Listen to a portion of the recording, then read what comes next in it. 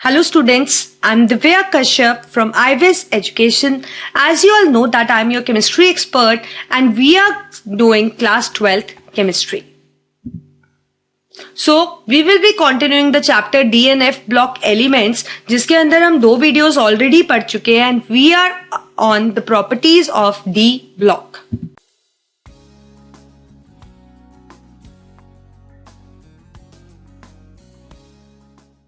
So in this chapter or in this video we are going to do properties of D block elements, the leftover properties, that is the formation of colored compounds, catalytic properties, alloy formation, magnetic character and tendency to form complexes. So let's start. तो पहली property हम पढ़ने वाले हैं tendency to form coloured compounds. देखिए आपने coordination compounds में पढ़ा था कि जब कोऑर्डिनेशन कॉम्प्लेक्सेस बनते हैं तो मेटल होता है और लिगेंड्स होते हैं जो उसको अप्रोच करते हैं. और आपको पता है ये मेटल जो होता है ये डी ब्लॉक का एलिमेंट होता है.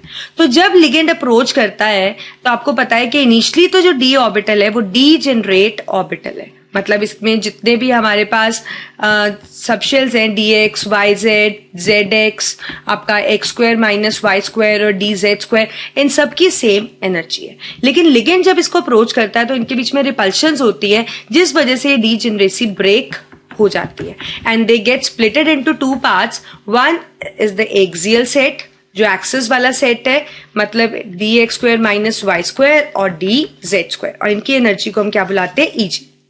एंड नॉन एक्सियल सेट जिसके अंदर वो सबशेल्स आते हैं जो एक्सिस पे नहीं होते, that is D x Y D Y Z and D Z X. Right, this is the non axial set और इसकी एनर्जी हम किससे रिप्रेजेंट करते हैं T2G से. तो इसका मतलब जब लिगेंड अप्रोच करते हैं डिपेंडिंग अपॉन की टेट्राहेड्रल या ऑक्टाहेड्रल ज्योमेट्री है तो एक्सियल और नॉन एक्सियल सेट्स तो बनते ही है, मतलब क्रिस्टल फील्ड स्प्लिटिंग तो होती है. बट अकॉर्डिंगली एक्सियल की एनर्जी ज्यादा होगी या नॉन एक्सियल की एनर्जी ज्यादा होगी, दैट डिपेंड्स. आपको पता है वो डिपेंड करता है कि ज्योमेट्री कौन सी है, टेट्राहेड्रल है या ऑक्टाहेड्रल है या लिगेंड किस तरह से अप्रोच कर रहा है. तो इनमें जो एनर्जी का डिफरेंस होता है that is called as CFSC. That is called as CFSC, that is crystal field splitting energy. अब आपको पता है अगर स्ट्रॉन्ग लिगेंड है तो ये जो गैप होगा ये ज्यादा होगा, अगर वीक लिगेंड है तो ये गैप कम होगा. तो अकॉर्डिंगली अगर सपोज हम कहें कि ये गैप कम है तो इसमें डी ट्रांजिशंस पॉसिबल होंगी. मतलब जब सुटेबल एनर्जी मिलेगी तो इलेक्ट्रॉन लोअर एनर्जी से हायर एनर्जी वाले शेल में चला जाएगा एब्जॉर्ब करके, कुछ देर वहां रहेगा, फिर जब अपनी एक्साइटेड स्टेट से नॉर्मल स्टेट में आएगा तो जो एनर्जी एब्जॉर्ब की थी उसको रिलीज करेगा and that will fall in visible region और इस वजह से जो कंपाउंड होंगे वो क्या होंगे, कलर्ड होंगे. तो that means D transition is the main cause due to which they form coloured compounds. तो सेकेंड प्रॉपर्टी है हमारे पास मैग्नेटिक प्रॉपर्टी. आपको पता है कि सब्सटेंसेस हमारे पास या तो डायमैग्नेटिक होते हैं या हमारे पास सब्सटेंसेस क्या होते हैं, पैरामैग्नेटिक. राइट, आपको पता है डायमैग्नेटिक वो सब्सटेंसेस होते हैं जिनको अगर हम मैग्नेटिक फील्ड में रखें तो they are repelled by the field, और अगर पैरामैग्नेटिक जो होते हैं जिनकी स्ट्रॉन्ग अट्रैक्शन रहती है, आपको पता है they get strongly attracted towards the magnetic field. अब डायमैग्नेटिक कौन से सब्सटेंस होते हैं जिनके पास कोई भी अनपेयर्ड इलेक्ट्रॉन्स नहीं होते, और पैरामैग्नेटिक जिनके पास अनपेयर्ड इलेक्ट्रॉन्स होते हैं. सो डिपेंडिंग अपॉन के सब्सटेंस के पास अनपेयर्ड इलेक्ट्रॉन है या नहीं है या ज्यादा है या कम है, हम डिसाइड कर सकते हैं कि उसका मैग्नेटिक कैरेक्टर क्या होगा. और किसी का भी मैग्नेटिक कैरेक्टर आप जब जान लेते हो तो आप उसके अंदर उसका जो आप कह सकते हैं हम बोर मैग्नेटन काउंट कर सकते हैं. आपको पता है by the formula that is mu is equal to n into n plus 2, जिसके अंदर आपको पता है n क्या है, n is number of unpaired electrons. अब जैसे फॉर एग्जाम्पल अगर मैं आपसे बोलूं we have chromium 3 positive and we have iron 3 positive, और मैं आपसे पूछती हूँ इनमें से कौन ज्यादा पैरामैग्नेटिक है, तो आप क्या करेंगे, आप दोनों की ही कॉन्फ़िगरेशन लिख लेंगे इनिशियली. पहले आपको पता है इसकी कॉन्फ़िगरेशन 4s1 3d5 है और इसकी 4s2 3d6 है. 3 पॉजिटिव का मतलब हम 3 इलेक्ट्रॉन रिमूव कर देंगे तो एक यहां से जाएगा और 2 यहां से, तो आपके पास बचेगा 3d 3 और ऐसे ही सिमिलरली यहाँ पे बचेगा 3d5। अब अनपेयर्ड इलेक्ट्रॉन्स आपको आयरन के अंदर ज्यादा दिख रहे हैं, तो इसका मतलब इसका जो पैरामैग्नेटिक करेक्टर है वो काफी ज्यादा है, तो दैट मीन्स वैल्यू जो बोर मैग्नेटन की है दैट इज ऑल्सो मोर। तो इस तरह से आप मैग्नेटिक करेक्टर को कंपेयर कर सकते हैं। Next property we have that they have tendency to form complexes. और आपको पता है अभी है कोऑर्डिनेशन कंपाउंड्स के अंदर आपने डी ब्लॉक एलिमेंट्स ही तो सेंट्रल मेटल एटम लिए थे और आपको पता है वो किस तरह से कोऑर्डिनेट कॉम्प्लेक्सेस बना रहे थे। तो कॉम्प्लेक्सेस बनाने का मेन कारण क्या है, that they are of small size, इसलिए सेंट्रल मेटल एटम की तरह एक्ट कर सकते हैं।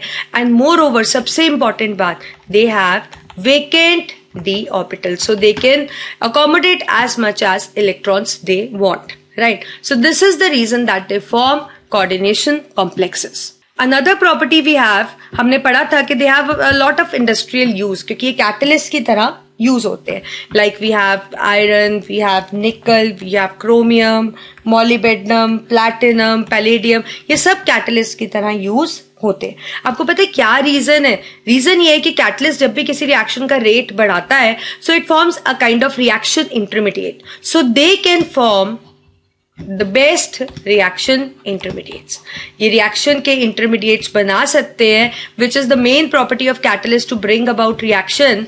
जैसे कि आपको पता है अगर रिएक्शन फॉर एग्जांपल ऐसे हो रही है, कैटलिस्ट सी है, तो कैटलिस्ट कैसे रेट को फास्ट करता है, वो इन दोनों में से किसी के साथ कंबाइन होकर एक इंटरमीडिएट बना लेता है और ये इंटरमीडिएट दूसरे रिएक्टेंट के साथ उसका कॉम्बिनेशन इजी कर देता है और कैटलिस्ट एज सच हमें मिल जाता है। So they are best at forming the reaction intermediates. Moreover, they give the reaction the low activation energy path. They give the reaction the low activation energy path. आपको पता है एक हमें reactants को एक मिनिमम एनर्जी चाहिए होती है ताकि वो एनर्जी बैरियर को क्रॉस कर पाए, राइट? तो कैटलिस्ट क्या करता है कि वो जो एनर्जी बैरियर अगर इतना होता है तो it's lower down the slope of the energy barrier so that more and more reactant molecule can cross this and they can easily combine. And more over आपको पता है इसके पास वेकेंट डी ऑर्बिटल, तो इसकी बहुत ही इंपॉर्टेंट बात है।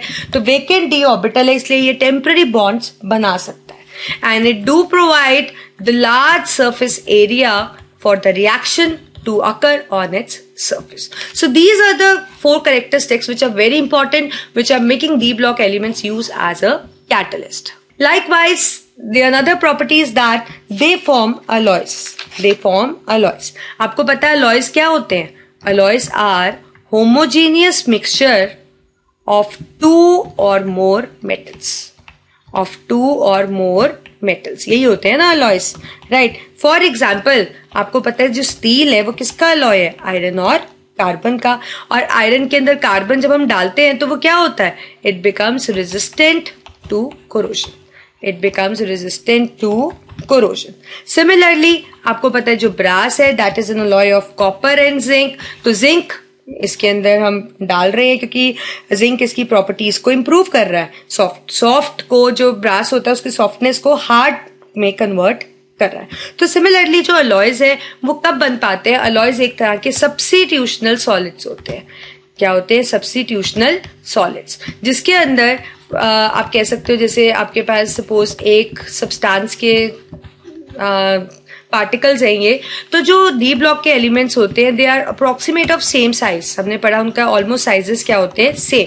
तो वो एक दूसरे की जगह को सब्स्टिट्यूट कर सकते हैं और ऐसा सब्स्टिट्यूट करने की वजह से क्या बन जाता है? अलॉय। अलॉय यही तो होता है कि जो पार्टिकल्स हैं वो इतने अच्छे से मिक्स हो जाते हैं, एक होमोजीनियस मिक्सचर बन जाता है 2 और मोर मेटल्स का with improved properties. So due to similar size, they can substitute the other atoms like of the D block elements and give rise to alloys. So with this we finished the whole properties of D block elements. Now we'll meet in the next video where we'll focus on the F block elements. So me, Divya Kashyap, signing off. And if you need to watch more videos, please subscribe to iWiz Education.